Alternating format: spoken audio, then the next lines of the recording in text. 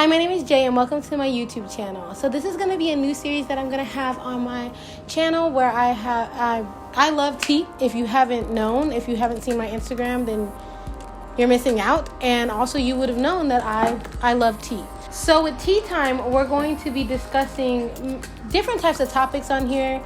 I guess spilling the tea on these different types of topics, and we're going to be discussing the teas that I'm going to be drinking, as well as the teacups that I have. So today we have my this teacup I got from Pinky Up, and the tea inside is actually a Pinky Up tea.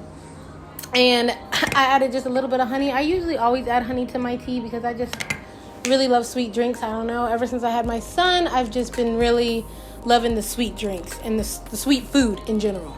But for the topic of today, we're going to be talking about marriage as an expectation.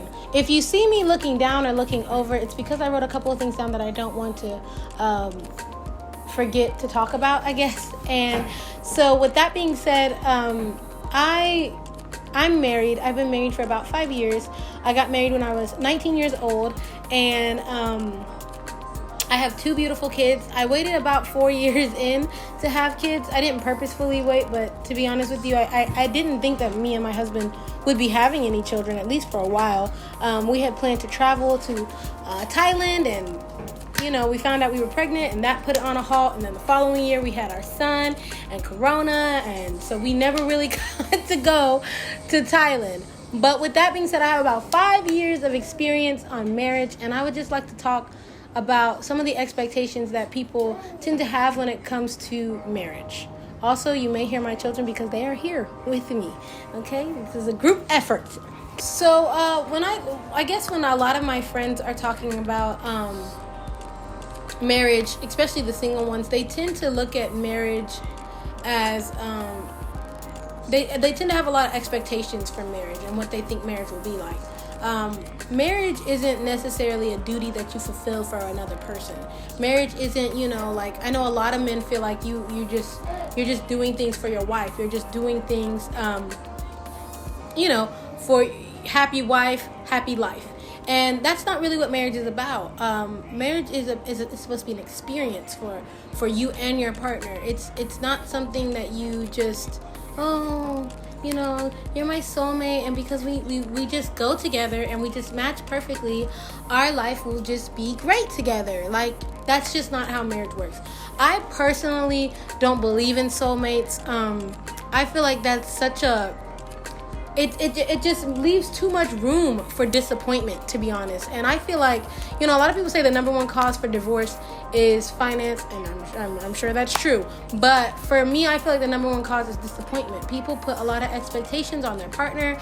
People expect that because we go together, because we're soulmates, because, you like to make me happy and I like to make you happy, that we'll just always be happy. And in reality, that's just not true. Love, a lot of people don't know this, but love is an action word. It's a word that you have to do. You have to choose to do it. Just like running. It's something that you choose to do.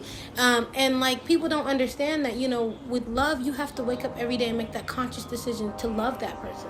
There's going to be a lot of days where you don't feel like loving that person. There's going to be a lot of days where you feel like, why am I even doing this? Why are we even together? What is the purpose of all of this?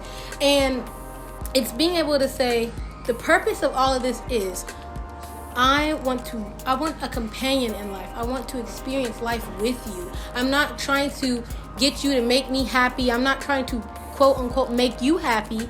My goal is to spend life with you and grow with you and be a companion as we go through this thing called life together.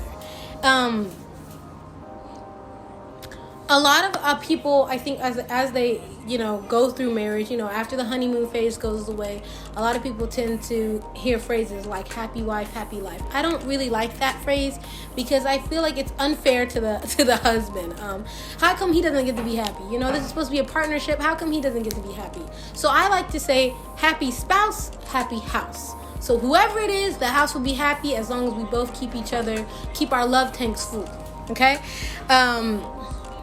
I know a lot of females always hear the saying, you may hurt his manhood, or men just mature slower than women. And I heard that a lot as I was growing up, especially during my marriage. And with the men mature slower than women, that is true. And because of that, a lot of younger females tend to like hurry up and they're ready for marriage. You know what I mean? Quote unquote. They're ready for marriage. They're ready to be with someone. They're ready to have a home. And in reality, the people that they're chasing after, the people they're looking for, still haven't even figured out themselves, let alone being able to be there for someone, you know what I mean? Be there for you. So then you get disappointed. Like as a female, you would get disappointed in your spouse because they're just not up to par with what you need them to do. They're not, wanting to clean the dishes. They're not thinking about the whole house as a whole. They're not thinking about the children. They're wanting to go spend their money on their stuff. They're wanting to go do what they want to do. And that's disappointment. And then that causes a lot of issues and a lot of problems during their marriage. So another thing that I've heard is don't hurt their manhood. And I think my mom used to say this to me often, and it used to really frost me. I don't know if y'all have ever heard that word, but it used to frost me. I never really understood why she kept saying that, concerning the way that I talk to my husband. And now as I'm older, I understand what she means. Men tend to have a lot of pride. And pride can be a good thing and pride can be a bad thing. But what she was basically saying is what you're about to say is going to hurt your husband's pride. And, I think with how society has been since back in the day, men don't get to process their feelings as well as females do. Men only get to express it in like anger or happiness. They don't really get to express things like sadness and stuff I don't want to say they don't get to, but they've never really been shown that as men they can express more than two types of emotions. And I think when men do express those type of emotions, people tend to be all like, oh, men shouldn't cry, and you shouldn't feel that way, don't be soft, don't be this and that. And I think that causes a lot of men to suppress their emotions. And that in turn, when you do hurt their pride, or you do say something that hurts their feelings, they take it out in anger towards you, and then they start to do spiteful things sometimes, or they shut down. And I think that's what my mom was talking about. And there is better ways to come at your husband if you're trying to get the thing across, rather than just being mean. Because I've learned that as a wife, you have the power of life and death for your home. If you're saying very negative things towards your husband, there's no way that it's going to, there's no way that they can prosper like that. You have to be able to speak love and speak life into your husband and into your spouse if you're a husband as well. Like you have to and give them that encouragement. My husband, we went through a really rocky path, and I'm definitely the type of wife that is like, hey man, I don't like what you're doing, and you need to stop that or get out. I'm definitely that type of wife. I've learned that you have to speak life and speak love into your husband. You have to, really come outside yourself and come and not think of the things that you want to say at first, but you have to think, will this effectively get my point across, or will this harm my husband in some way, or harm my spouse in some way? Will this, like your words that you say need to have intention. They need to build somebody. Yes, your husband might not be cleaning the dishes, but I guess the best way for me to get my husband to do things is I have to prep him up. I have to prep him to do the things that I want him to do. So like I tend to have to say things like, I really think that it would be helpful. It's really helpful when you help me out with the dishes and stuff. It really kind of takes a load off of me with the kids, and I just really appreciate it. And that's like at the beginning of the day. And then maybe at the middle of the day, I'll be all like, yeah, babe, I'm just gonna have to clean up the house, and I'd really like it if you could do the dishes. That would be really nice. And usually men will say yeah. And I just keep kind of dropping little tidbits like that here and there. And so then at the night when it comes, when it's nighttime and it's time to load the dishes into the dishwasher or wash them, I'll be like, hey babe, do you mind washing the dishes for me? And 9 times out of 10, I promise you, he says yes. Without even any type of hurt, without any type of he'd be all like, yeah, I got you. And over time, you know, I'm not gonna lie, over time he kind of just starts to form a habit of doing it. But there again, I didn't say you never clean the dishes, you just don't clean at all, you just don't do this and this. Those are negative words, and those are words that will really tear your husband down. And you know, when you're critical of someone, it doesn't make them not love you, it just makes them not love themselves. And that's not what you want in a marriage. You don't want someone to not love you.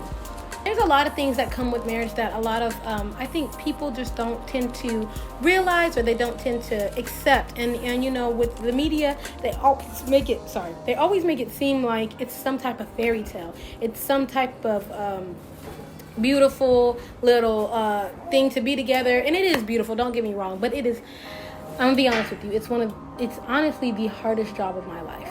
Now, I've only been a parent for about 18 months, and marriage is harder than being a parent to me so far. Okay, I haven't gotten to the teenage years, so any mamas out there who have teenagers, you can shut me down right now. But as of now, being married is the hardest thing that I've ever done. And it is worth it. Don't get me wrong. All the hard work and labor, some days it does feel like this is pointless and I don't know why I'm doing this. But it is worth it to be able to have these memories with this person, to grow old, and to have a companion that's walking through life with you.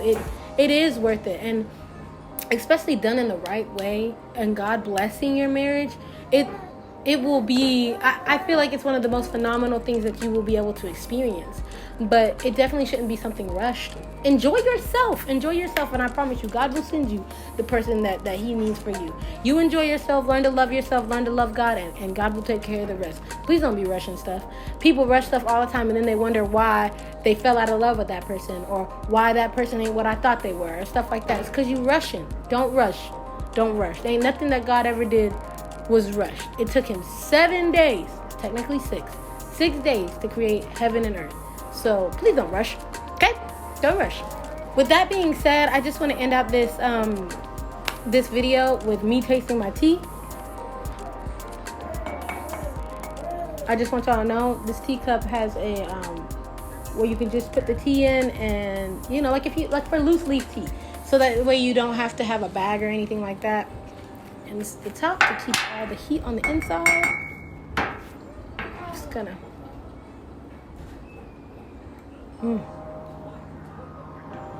Don't worry, y'all. I'm gonna insert a picture of what this tea is. It's so good. It smells like a lavender pastry. I don't even know if that makes any sense, but it is so sweet, so good, smooth, no bitterness to it. The honey really kind of accents that sweet. I think it's a honey lavender scone. Anyways, I'm gonna insert like a video or a clip of what the packet of tea that I'm talking about, and it is just really sweet. You need to add like maybe a tablespoon of honey, and you're set. Golden, girl. I really love this teacup, as you can tell. I got it on sale at Amazon. It was like $10.99. But yeah, that's just me concluding our beautiful tea time. Please share all your thoughts and anything down below. Share this to a friend, because you never know what anybody else is going through. You never know if someone might need to hear this or might need this. So share, please. You know, it takes 2 seconds to share, and it's free. It's free. And don't forget to subscribe. That's free too. Be a part of this cute little community that we have going on. I'm going to try and get you these tea time videos every Tuesday, so please stay tuned. Hit that notification bell so that you can be notified whenever I have another video like this. And I really enjoyed you guys being here, and we'll see you in the next one.